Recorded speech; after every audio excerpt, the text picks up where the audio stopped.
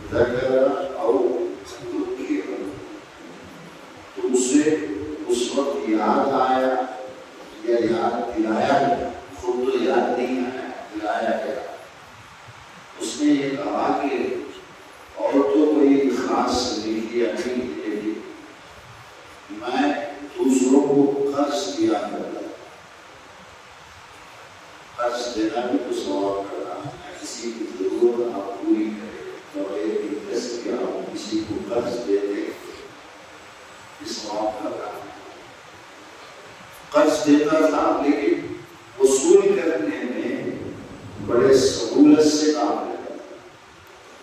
میں خود بھی اور میرے جو بھی لوگ جاتے تھے وصول کے لیے بڑا دیکھا اس کے پاس بہت ہی کم پر پہنچ، تو میں یہ کہتا تھا کہ سختی سے بات نہیں کرنا، آرام سے نرمی سے بات کرو اور موقع دے، اچھی بات ہے، ٹائم مانگے تو اسے مہلت دیا، اور جب کوئی تنگ دست نہیں جس کے پاس کچھ نہیں ہے وہ پریشان ہے ایسا کوئی ملتا تو میں اس کو ٹائم دے دیتا ہوں۔ جتنے دنوں کے لیے وہ قرض لیتا وہ ہے گزرنے کے بعد بھی اس کو مہلت دیتا اور ٹائم دیتا، پریشان نہیں کرتا۔ اللہ کے نبی نے فرمایا صلی اللہ علیہ وسلم، اللہ نے اس کی مغفرت، یہ ایک عمل ایسا جس کی وجہ سے اس کی مغفرت ہو، وہ جنت میں جائے۔ یہ حدیث نمبر ہے 2020 ابن ماجہ، اور اسی سے تھوڑا پہلے 2014 میں ایک حدیث ہے، اللہ کے نبی نے ارشاد فرمایا، اور اس حدیث کے راوی عبداللہ ابن عمر رضی اللہ عنہ، اللہ کے نبی نے یہ فرمایا کہ کوئی کسی کا ایک درہم یا ایک دینار لے کر واپس کیے بغیر مر گیا، کسی سے قرض لیا، بہت کم ہے اس زمانے کے جو سکے ہوتے تھے درہم اور دینار، کسی سے معمولی رقم بھی لیا لیکن ادا کیے بغیر وہ مر گیا، اس نے کوتاہی کی، تو اب قیامت کے دن اس کی نیکیوں میں سے اس بندے کو اس کے برابر نیکیاں دلوائی جائیں، اس لیے کہ قیامت کے دن تو نہ درہم ہوگا نہ دینار ہوگا نہ کوئی کرنسی ہو سکتی۔ دنیا میں کسی کا اگر کوئی لے لیتا ہے واپس نہیں کرتا ہے تو اس کے بدلے میں اسے قیامت کے دن جو اس نے محنت کر کے نیکیاں کمائی ہوگی اس میں سے دینا، دونوں طرف ہے۔ ایک طرف تو اگر آپ کے پاس طاقت ہے، صلاحیت ہے، کچھ پیسے اللہ نے دیے ہیں، کوئی اپنی مجبوری کی وجہ سے قرض مانگنے کے لیے آئے تو اسے دینا چاہیے، بڑا ثواب کا کام۔ یہ تو آتے بھی نہیں کہ کہیں دینا، کہاں تو جو پیسے آتے ہیں روٹی، یہ سب نہیں۔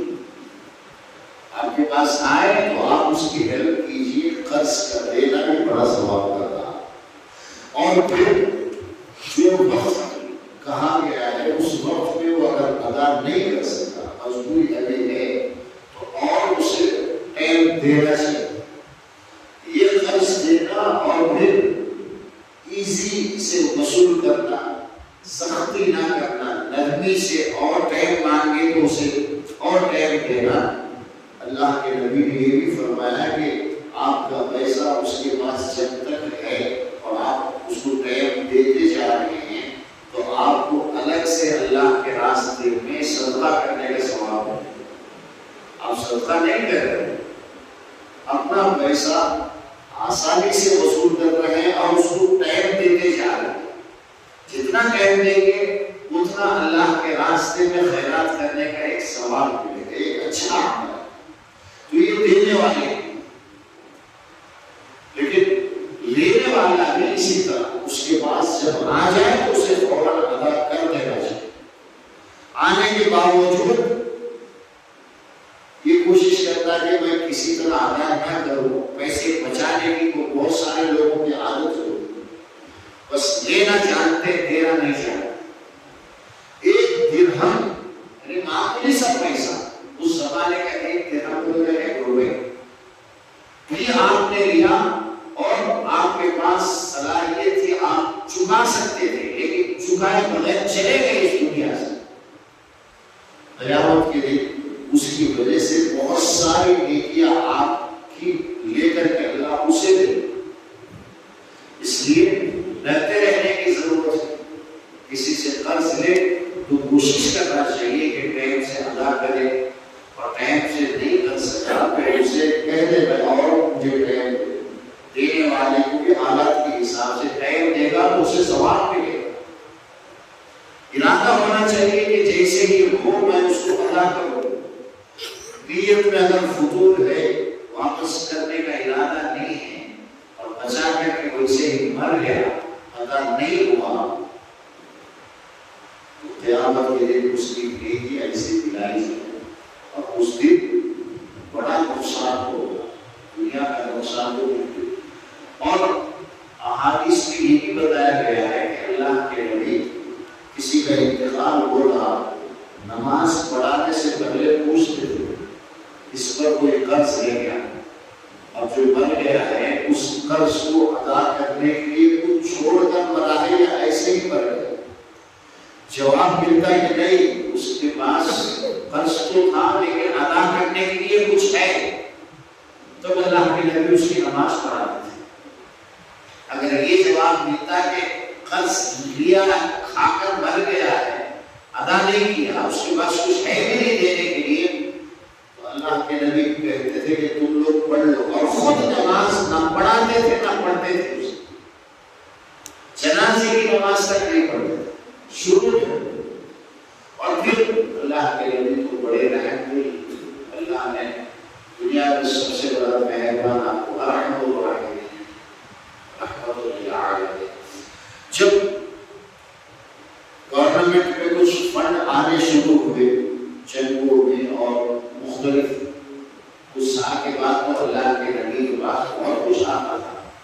پھر اللہ کے نبی نے یہ کہا کہ آج کے بعد جب تک میں ہوں، میری زندگی میں کوئی ایمان والا مر جائے اور اس پر اگر قرض ہے تو میں ادا کروں، کیونکہ آپ کے پاس گورنمنٹ کا فنڈ تھا تو آپ خود ادا کیا کرتے تھے، اور یہ کہتے تھے کہ قرض ادا کرنے میں جو ہے اس کی اپنی ذات سے زیادہ مستحق ہوں، جتنا وہ خود ذمہ دار ہے کہ اس پر جو قرض ہے وہ ادا کرے، اسی طرح میں بھی اپنے آپ کو ذمہ دار سمجھ کر اس کا قرض ادا کروں۔ کوئی مرنے والا قرض چھوڑ کر گیا تو میں اس کا قرض ادا کروں گا، اور اگر کچھ پراپرٹی، کچھ مال و دولت چھوڑ کر گیا ہے تو وہ اس کے جو ورثہ ہے، وارث اس کے اپنے لوگوں کو دیا ہے۔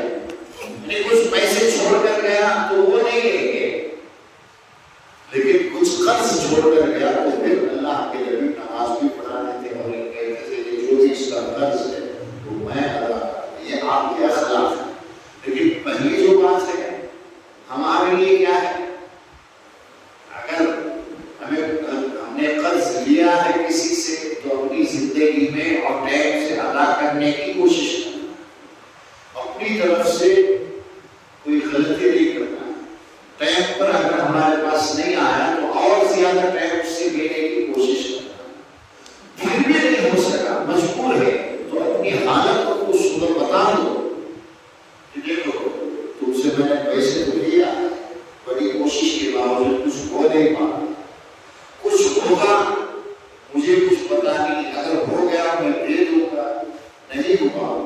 مجھے اپنا سمجھ کر معاف کر دو. اس طرح سے معافی تلافی کر لے زندگی میں. دھوکہ دے کر جھوٹ بول کر قرض واپس کیے بغیر اگر مر گیا تو قیامت کے دن حساب دینا ہوگا ایک ایک پیسے کا. وہاں ادا کرنے کے لیے کچھ پیسے نہیں رہیں گے. کیا ہوگا؟ نیکیاں ہوگی. آپ نے نماز پڑھا ہے, روزہ رکھا ہے, دوسرے جو آپ نے کام کیے ہیں ان نیکیوں میں سے آپ کے قرض کے برابر لے کر کے اس انسان کو دیا جائے گا جس سے آپ نے قرض دیا ہے.